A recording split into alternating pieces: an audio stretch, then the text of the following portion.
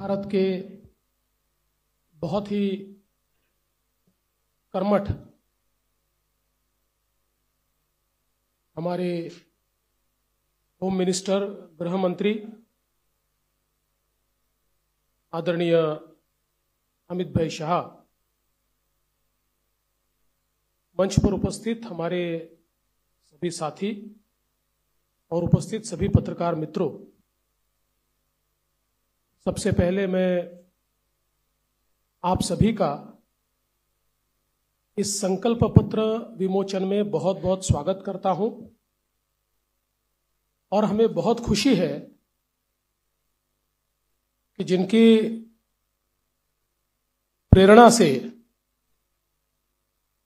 इस पूरे भारत में हम लोग काम करते हैं, ऐसे हमारे प्रधानमंत्री माननीय नरेंद्र मोदी जी इनके संकल्पों को महाराष्ट्र में यथार्थ में लाने का काम इस संकल्प पत्र के माध्यम से हो रहा है और भारत में हम सभी को जो ऊर्जा देते हैं, लड़ने की ताकत देते हैं और सामने खड़े रहकर हमारे साथ जो हमेशा युद्ध में आगे होते हैं, ऐसे आदरणीय गृह मंत्री अमित भाई शाह जी के हाथों से ये संकल्प पत्र का विमोचन हो रहा है। हे संकल्प पत्र म्हणजे विकसित भारताकरता विकसित महाराष्ट्र तयार करण्याचा रोड मॅप आहे। मी आपल्याला आठवण करून देतो, 2014 साली आम्ही एक संकल्प पत्र जारी केलं होतं आणि 2019च्या निवडणुकीला सामोरं जाताना त्या संकल्प पत्रातल्या कुठल्या कुठल्या गोष्टी आम्ही पूर्ण केल्या या संदर्भात एक रिपोर्ट कार्ड देखील दिलं होतं। त्यामुळे भारतीय जनता पार्टी करता किंवा महायुती करता संकल्प पत्र म्हणजे केवळ कागदाचं डॉक्युमेंट नाहीये, तर त्या दिशेने पूर्ण ताकदीने काम करण्याकरता एक अतिशय पवित्र अशा प्रकारचं हे डॉक्युमेंट आहे। आणि मला याची कल्पना आहे,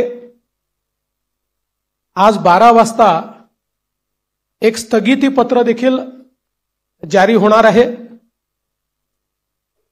या महाराष्ट्रामध्ये ज्यांना केवळ चालणाऱ्या प्रोजेक्ट्सला स्थगिती देण्यामध्ये रस आहे, अशा लोकांचं एक पत्र 12 वाजता या ठिकाणी येणार आहे। पण मी एकच गोष्ट सांगू इच्छितो, महाराष्ट्रातल्या जनतेचा विश्वास हा निश्चितपणे महायुतीवर आहे, भारतीय जनता पक्षावर आहे।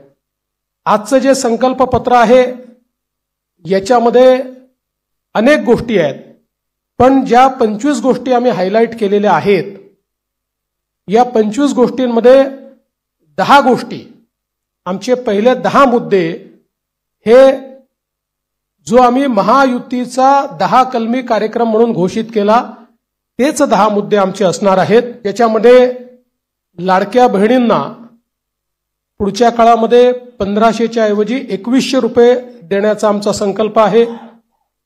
शेतकऱ्यांची कर्जमाफी करण्याचा आमचा संकल्प आहे, कारण शेतकऱ्यांना आम्ही ऑलरेडी मोफत वीज दिलेली आहे, पण शेतकऱ्यांची कर्जमाफी आम्ही करतो आहोत आणि त्यासोबत आम्ही भावांतर योजना आणतो आहोत।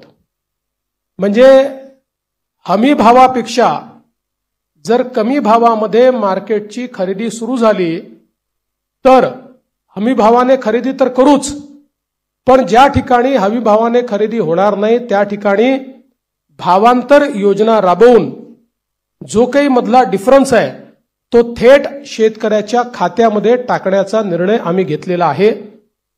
आणि हे आम्ही मागच्या वर्षी देखील करून दाखवलं। आपल्याला कल्पना आहे की आंतरराष्ट्रीय बाजारपेठेमुळे कापूस आणि सोयाबीनचे भाव पडल्यानंतर आम्ही लोकसभेपूर्वी निर्णय घेतला होता की भावांतर योजनेतून आम्ही पैसे देऊ आचारसंहिता संपल्याबरोबर ते पैसे थेट शेतकऱ्यांच्या खात्यामध्ये आम्ही दिले आहेत. आम्ही या ठिकाणी प्रत्येक गरिबाला अन्न आणि निवाऱ्याचा हक्क हा देण्याचा निर्णय घेतलेला आहे. आणि जी वृद्ध पेन्शन योजना आपण चालवतो, ज्याच्यामध्ये 1500 रुपये आपण देतो, ते 1500 रुपयावरनं 2100 रुपये आपण करण्याचं ठरवलंय. किंबहुना अशा प्रकारच्या सहाय्यतेच्या जेवढ्या योजना आहेत, मागच्या काळामध्ये महायुतीच्या सरकारने 1500 रुपये केले होते, ते 1500 रुपयाचे 2100 रुपये आता पुन्हा महायुतीचं सरकार आल्यानंतर आम्ही त्या ठिकाणी करणार आहोत. यासोबत ज्या जीवनावश्यक वस्तू आहेत त्यांचे भाव स्थिर ठेवण्याकरता आम्ही त्या ठिकाणी मार्केट इंटरव्हेन्शन करणार आहोत. येत्या काळामध्ये 25 लाख रोजगाराची निर्मिती ही महाराष्ट्रामध्ये करण्याचं लक्ष्य आम्ही ठेवलंय. आत्ता ज्या गतिशीलतेनं महाराष्ट्रामध्ये औद्योगिकरण होत आहे आणि एफडीआय मध्ये देशाच्या 52% एफडीआय आपल्याकडे आलाय, मला विश्वास आहे की 25 लाख रोजगाराच्या संधी आम्ही तयार करू. आणि त्याचसोबत 10 लाख विद्यार्थ्यांना या ठिकाणी विद्यावेतनाच्या माध्यमातून आम्ही त्या ठिकाणी नोकऱ्या करण्याकरता किंवा त्यांना रोजगार देण्याकरता अग्रसर असणार आहोत. दुसरं, मागच्या 2.5 वर्षामध्ये आम्ही सरकारी नोकऱ्यांवरचा सगळा निर्बंध हटवून जवळपास 1 लाखपेक्षा जास्त, आम्ही 75,000 घोषणा केली होती, पण 1 लाखपेक्षा जास्त नोकऱ्या या सरकारी क्षेत्रामध्ये त्या ठिकाणी दिलेल्या आहेत. आणि यासोबत आमचा प्रयत्न आहे की जो गरीब किंवा मध्यमवर्गीय आहे याला सौर आणि अक्षय ऊर्जेचा वापर करून त्याच्या वीज बिलामध्ये 30% सूट हे आम्ही त्याला देण्याचा प्रयत्न करणार आहोत. त्यासोबत सरकार स्थापनेच्या 100 दिवसामध्ये विजन महाराष्ट्र 2029 अशा प्रकारचं एक विजन डॉक्युमेंट हे आम्ही तयार करू. विज्ञान आणि तंत्रज्ञानाच्या क्षेत्रात आम्ही महाराष्ट्राला पहिल्या क्रमांकावर कसं ठेवायचं हा आमचा प्रयत्न असेल. मेक इन महाराष्ट्राचं जे धोरण आहे ते अधिक प्रभावीपणे राबवून याला मोस्ट प्रेफर्ड डेस्टिनेशन अशा प्रकारची परिस्थिती आम्ही तयार करू. महाराष्ट्राला फिनटेक आणि एआय याचा हब म्हणून आम्ही तयार करू. फिनटेक आणि एआय मध्ये सर्वात जास्त पुढच्या काळामध्ये रोजगाराची निर्मिती होणार आहे आणि त्याचं सर्वात मोठं केंद्र हे महाराष्ट्र असेल. यासोबत एरोनॉटिकल आणि स्पेस या क्षेत्रामध्ये उत्पादनाच्या संधी आहेत, त्या संदर्भात आमचं सरकार काम करेल. आम्ही असं ठरवलंय की शेतकरी या ठिकाणी जे काही खत खरेदी करतात त्याच्यावर जो एसजीएसटी आम्हाला मिळतो तो एसजीएसटी आम्ही शेतकऱ्यांना परत करणार आहोत. त्यासोबत आम्ही शेतकऱ्यांकरता मोठ्या प्रमाणात जी मूल्य साखळी आहे ती मूल्य साखळी तयार करण्याचा आमचा प्रयत्न असणार आहे, जेणेकरून शेतमालाला त्या ठिकाणी मोठ्या प्रमाणात भाव मिळेल. 2027 पर्यंत आता महाराष्ट्रामध्ये 11 लाख लखपती निधी आम्ही तयार केलेले आहेत. 2027 पर्यंत 50 लाख लखपती निधी या महाराष्ट्रामध्ये तयार करण्याचा आमचा संकल्प आहे. अक्षय अन्न योजना ही गरिबांकरता सुरू करण्याचा आमचा संकल्प आहे. आणि या ठिकाणी महारथी म्हणजे Maharashtra advance robotic and AI training hub initiative या नावानं मोठ्या प्रमाणात लॅब्स आम्ही तयार करणार आहोत, ज्यातनं या क्षेत्रातली ट्रेन मॅनपॉवर ही आपल्या कॉलेजेसमध्ये आणि शाळेमध्ये सुरू होईल आणि पुढच्या काळात ती पूर्णपणे तयार असेल. महाराष्ट्रामध्ये कौशल्य जनगणना आम्ही करणार आहोत, स्किल सेन्सस, आणि त्या स्किल सेन्ससच्या आधारावर वेगवेगळ्या सेक्टरमध्ये कुठे इंटरव्हेन्शन करण्याची गरज आहे आणि कशा प्रकारे त्या स्किलचा वापर करण्याची गरज आहे याचा प्रयत्न आम्ही करणार आहोत. यासोबत छत्रपती शिवाजी महाराज आकांक्षा केंद्र हे आम्ही तयार करणार आहोत, ज्याच्यामध्ये कोवर्किंग स्पेसेस असतील, इन्क्युबेशनच्या सुविधा असतील, ज्यातनं स्टार्टअप्समध्ये मोठ्या प्रमाणात विद्यार्थी असो किंवा स्टार्टअप करणारे जे नवतरुण असतील या सगळ्यांना एकत्रितपणे शेअर्ड पद्धतीनं सगळ्या प्रकारच्या प्लग अँड प्लेच्या सुविधा आम्ही देऊ. त्यांना इन्व्हेस्टमेंट न करता आपला व्यवसाय हा त्या ठिकाणी सुरू करता येईल. उद्योजकांना देखील नवीन उद्योजक तयार करण्याकरता 15 लाखापर्यंत बिनव्याजी कर्ज हे देण्याचा आमचा प्रयत्न आहे. आमचे जे विविध महामंडळ आम्ही तयार केलेले आहेत विविध घटकांकरता त्यांना हे बिनव्याजी कर्ज 15 लाखापर्यंत देण्याचा आमचा निर्णय. यासोबत ओबीसी असतील, ईबीसी असतील, ईडब्ल्यू असतील, एनटी असतील, व्हीजेएनटी असतील आणि अर्थातच एससी आणि एसटी असतील या सगळ्यांना शिक्षण शुल्क आणि परीक्षा शुल्काची प्रतिपूर्ती करायची हा निर्णय देखील या ठिकाणी आम्ही घेतलेला आहे. युवांमध्ये मोठ्या प्रमाणात फिटनेस असला पाहिजे या दृष्टीनं स्वामी विवेकानंद युवा आरोग्य आणि फिटनेस कार्ड हे आम्ही तयार करणार आहोत आणि युवांच्या फिटनेस करता एक मोठी मोहीम हातामध्ये घेऊन क्रीडा क्षेत्रामध्ये आणि फिटनेसच्या क्षेत्रामध्ये मोठ्या प्रमाणात संधी उपलब्ध करून देण्याचा आमचा प्रयत्न आहे. गडकिल्ल्यांच्या विकासाकरता प्राधिकरण हे तयार करण्याचा आमचा मानस आहे.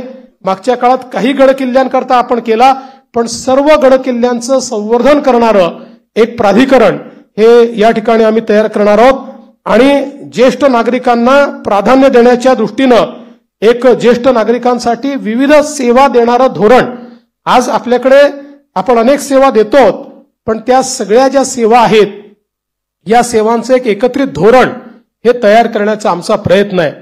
एकूणच जर आपण विचार केला तर प्रधानमंत्री महोदयांनी आपल्याला जो काही संदेश या ठिकाणी दिलाय की गरीब, शेतकरी, महिला आणि युवा हे जे 4 घटक आहेत जे विकसित भारत तयार करणार आहेत या 4 घटकांना समोर ठेवून आणि त्यांच्यासोबत सिनियर सिटीजन्सला सोबत ठेवून सर्व जाती धर्माचे लोक हे या ठिकाणी आमच्या योजनांमुळे लाभान्वित होतील अशा प्रकारचं एक संकल्पपत्र तयार केलंय. जे मूळ आमचं डॉक्युमेंट आहे याच्यामध्ये सगळ्या क्षेत्रांचा रोडमॅप देखील आम्ही दिलेला आहे.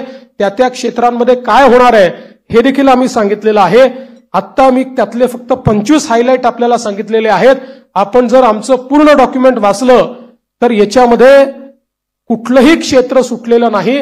सगळ्या क्षेत्रामध्ये विकसित भारताचा रोडमॅप हा आम्ही मांडलेला आहे. विकसित महाराष्ट्राचा रोडमॅप मांडलेला आहे आणि आमचा प्रयत्न आहे जसं आता सुधीर भाऊंनी सांगितलं की या ठिकाणी आम्ही अर्ध्या ट्रिलियनचा मार्क महाराष्ट्राने पार केलाय आणि महाराष्ट्र देशातली पहिली $1 ट्रिलियन इकॉनॉमी करण्याकरता आम्ही सगळे संकल्पित आहोत. या दृष्टीनं ह्या संकल्पपत्र आम्ही तयार केलाय. हे संकल्पपत्र तयार करण्याकरता सन्माननीय सुधीरभाऊ मुनगंटीवार आणि विनयजी सहस्त्रबुद्धे यांच्यासोबत ज्या टीमने काम केलं त्या टीमचं मी मनापासून आभार मानतो.